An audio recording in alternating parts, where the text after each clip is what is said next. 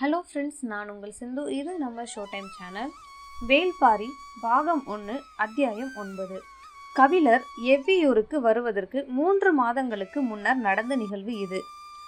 சித்தாற்றின் வடபுலத்தைச் சேர்ந்த பாணர் கூட்டம் ஒன்று எவ்வியூருக்கு வந்திருந்தது. அவர்கள் வேட்டை சமூக பின்புலத்தில் இருந்து பாணர்களாக மாறியவர்கள்.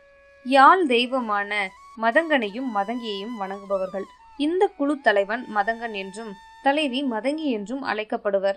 தாங்களே வேட்டையாடி அந்த விலங்கில் இருந்து யாழுக்கு நரம்பு எடுத்து கட்டுவர். அந்த விலங்கின் தோல் கொண்டு பறை செய்வர். இவர்களின் கூத்து நள்ளிரவுக்கு பிறகுதான் தொடங்கும். அரிசியின் அளவு பருமன் கொண்ட யாழ் நரம்புகள் மீட்டப்பட்டு பறை ஒலிக்க தொடங்கும் போது வேட்டை விலங்கின் சீற்றம் ஆரம்பமாகும். சிறு பறையின் ஒளியில் தொடங்கும் கூத்து நேரமாக ஆக சீற்றம் கொண்டு காட்டை மிரட்டும். குகை விலங்குகள் வெளியே வந்து எட்டி பார்க்கும். அதன் கண்களுக்குள் இருக்கும் நீல ஒளி இருளுக்குள் ஊர்ந்து இறங்கும். இந்த குழுவினரின் அடையாளமே தோல் கருவியான தடாரிதான். தடாரிகளை துணியில் கட்டி கூடையில் வைத்து காவடியை போல் இருபுறமும் தூக்கி வருவார்கள். பயணத்தின் போது இவற்றை கீழே இறக்கி மண்ணில் வைக்க மாட்டார்கள்.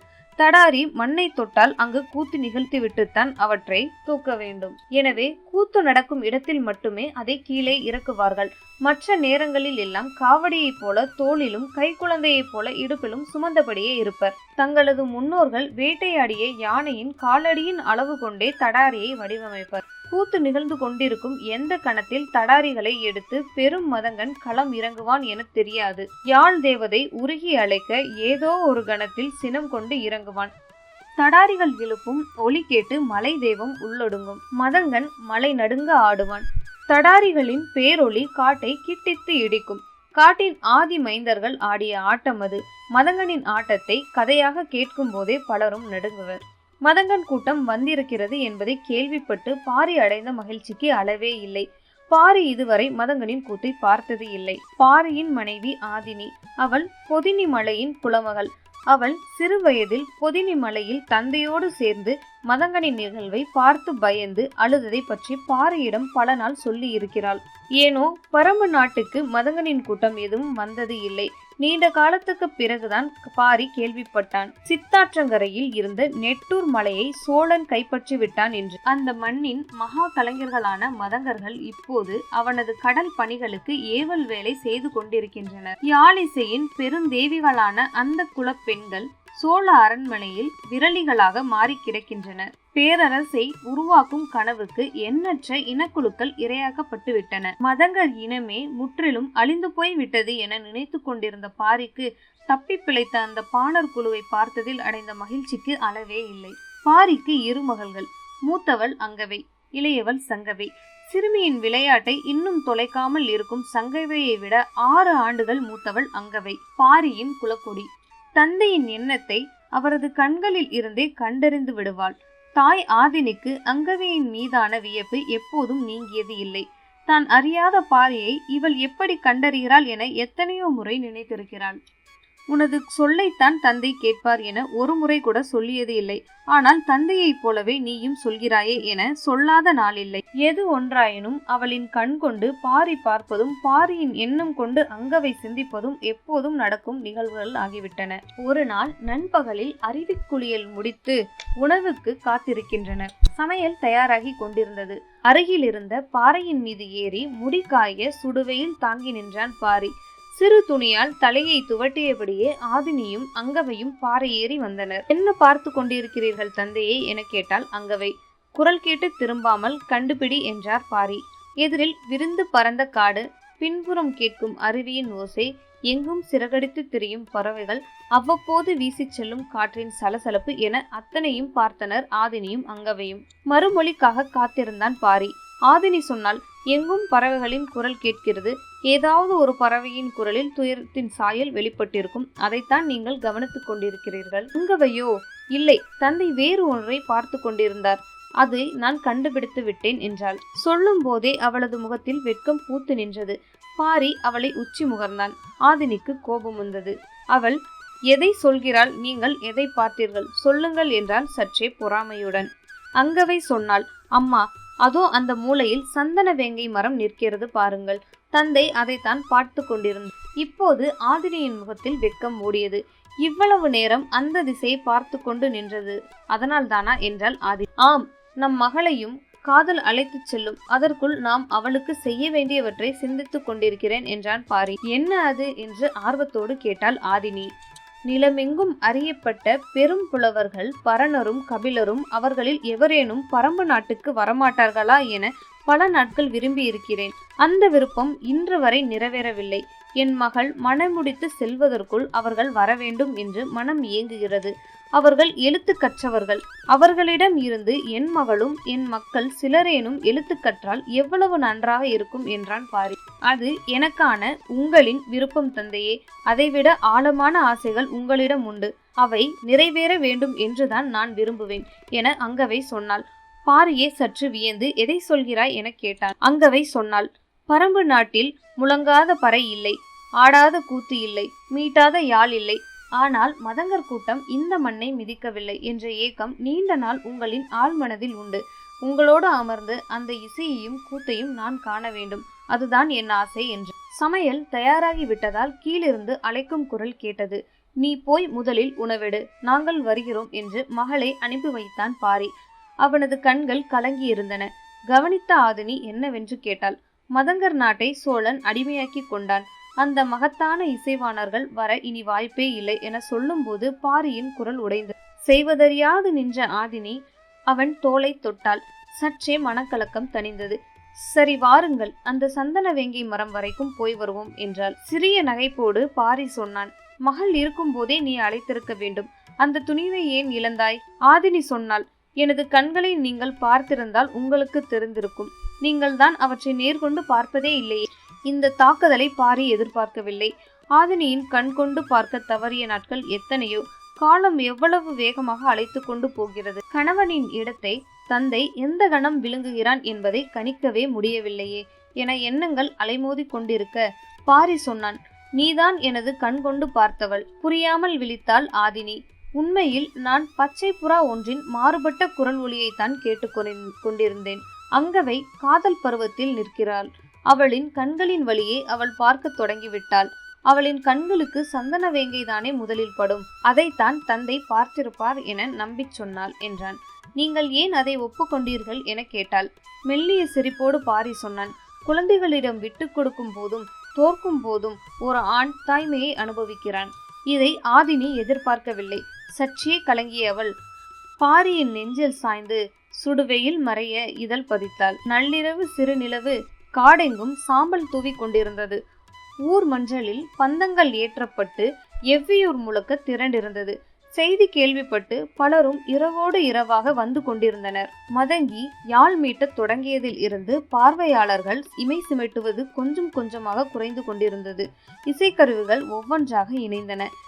சிறு பறையும் அரிப்பறையும் முழங்கும் போது இருள் நடுக்கம் கொள்ள தொடங்கியது. சலங்கை அணிந்த பெண்கள் இருவர் நெடுநிழல் நகர வெறி கொண்டு ஆடினர். பாரியின் இடது பக்கம் அங்கவை அமர்ந்திருந்தாள். வலது பக்கம் அமர்ந்திருந்த ஆதினியின் அருகில் சங்கவை இருந்த தேக்கன், முடியன் உள்ளிட்ட பலரும் மரப்பலகை ஒன்றின் மேல் அமர்ந்திருந்தனர். அவர்களுக்கு நேர் எதிரில் பாட்டாப்பிரை என சொல்லப்படும் பாட்டன்மார்களுக்கான மேடை இருந்தது. எவ்வியூரின் மிக மூத்தவரான வாரிகேயன் அங்குதான் அமர்ந்திருந்தார். அவரை சுற்றி முதியவர்கள் பலரும் அமர்ந்திருந்தனர். கூத்தின் பாங்கில் துயரத்தின் நெடுகுரல் மேலெழும்பியது. அழிந்த இனத்தின் கடைசி பாடகன் தனது குரல் நாளங்கள் வெடிப்பதைப் போல் பாடத் தொடங்கினான். இன்றோடு குரல் வெடித்து சாக வேண்டும் என்பதே அவன் விளைவாக இருந்தது. ஆறா துயரை கலையாக்கும் போது கலைஞன் படும் வேதனைக்கு இணை கூற சொல்லில்லை. குரலும் சலங்கையும் யாழும் பறையும் ஒன்றையொன்று விலகியும் விழுங்கியும் நகர்ந்தன. போர்க்குதிரைகளின் விரட்டுதலில் இருந்து தப்பியோடும் ஓர் இசைக்கலைஞனின் காலடியோசை தனித்து கேட்டு கொண்டிருப்பதைப் போல பாரி உணர்ந்தான். அந்த ஓசை எந்த கருவியில் இருந்து வருகிறது என்பதை அவன் கண்கள் தேடிக்கொண்டிருந்தன. எல்லோரும் மெய் சிலிர்த்து பார்த்து கொண்டிருந்த கணத்தில் இரு தடாரிகளோடு குதித்து உள்ளே இறங்கினான் மதங்கன். அதுவரை முழங்காமல் இருந்த அனைத்து தடாரிகளும் ஏக காலத்தில் ஒலி எழுப்பின. சற்றும் எதிர்பாராத பேரிசை. பாரியே குலுங்கி உட்கார்ந்தான். பயந்த சங்கவை அம்மா என கத்திய ஓசை பக்கத்தில் இருப்பவர்களுக்கு மட்டுமே கேட்டது. ஆதினி அவளை அணைத்து மடியில் இறுக்கிக் கொண்டாள். அதை கவனித்த பாரியின் கண்களுக்கு சிறு வயதில் பயந்து கத்திய ஆதினியும் சேர்ந்து தெரிந்தாள். மதங்கன் தாவி உள்ளிறங்கிய இடத்தில் மண் பெயர்ந்து மேலே எழுந்தது. வேட்டையாடிய யானையின் காலடி நிலத்தை அதிர செய்வதைப் போல அது இருந்தது. ஒரு ஆட்டம் தொடங்கும் கணத்தில் இவ்வளவு ஆவேசம் கொண்டு நிகழுமா என்ற வியப்பு எல்லோருக்கும் இருந்தது. இருமுக பறையான தடாரியை கையால் அடித்து முழங்க வேண்டும். அவன் 2 நடை முன்னும் பின்னுமாக தவ்வி தவ்வி தடாரிகளில் மேல் ஒலி எழுப்பிக் கொண்டிருந்தான். மதங்கனின் குடுமி கலன்று சிகை சுழன்று எழும்பியது. வெளியேறிய மதங்கன் கால்களை முன்னும் பின்னுமாக மாற்றி குதிகாலால் குத்தி குத்தி ஆடினான். மத யானை தனது நிழலை கொள்ள மீண்டும் மீண்டும் தந்தத்தால் மண்ணை குத்துவது போல் அது இருந்தது. எல்லா கருவிகளும் விளங்கிக் கொண்டிருந்தன. பாரி உறைந்த நிலையில் மதங்கனை பார்த்து கொண்டிருந்தான். மூதாதையர்களின் ஆதி கூத்து. மதங்கன் மயங்கி சரிந்ததோடு முடிந்தது. பின்னிரவில் கூத்து முடிந்ததும் எல்லோரும் கலைந்தனர். கலைஞர்கள் இசைக்கருவிகளை துணியில் எடுத்து கட்டினர். மதங்கனை அருகில் நிலைத்து அமரச் செய்த பாரி அவன் உள்ளங்கையை தொட்டும் தடவியும் பார்த்தபடி நீண்ட நேரம் எதுவும் பேசாமல் இருந்தான். உள்ளங்கை சிவந்து இறுகி போய் இருந்தது. நீங்கள் இங்கேயே தங்கிவிடுங்களேன் என்றாள் ஆதினி. இல்லை, நிலை கொள்ளக்கூடாது என்பதுதான் தெய்வ வாக்கு என்றான் மதங்கன். நிமிர்ந்து அவன் கண்களை பார்த்தான் பாரி. நாங்கள் தப்பி ஓடுகிறோம். மீளா துயர் எங்களை விரட்டுகிறது. ஓரிடத்தில் நின்றுவிட்டால் துயர் முழுமையும் கவிந்துவிடும். அதனால்தான் மறுபகல் காணாமல் இரவோடு இரவாக ஆடிய நிலம் விட்டு அகல்கிறோம். விளக்கிச் சொல்ல மனதில் துணிவு இல்லை. எனவேதான் தெய்வ வாக்கு என்கிறோம் என்றான் மதங்கன். பாரிக்கு சொல்ல எதுவும் இல்லை.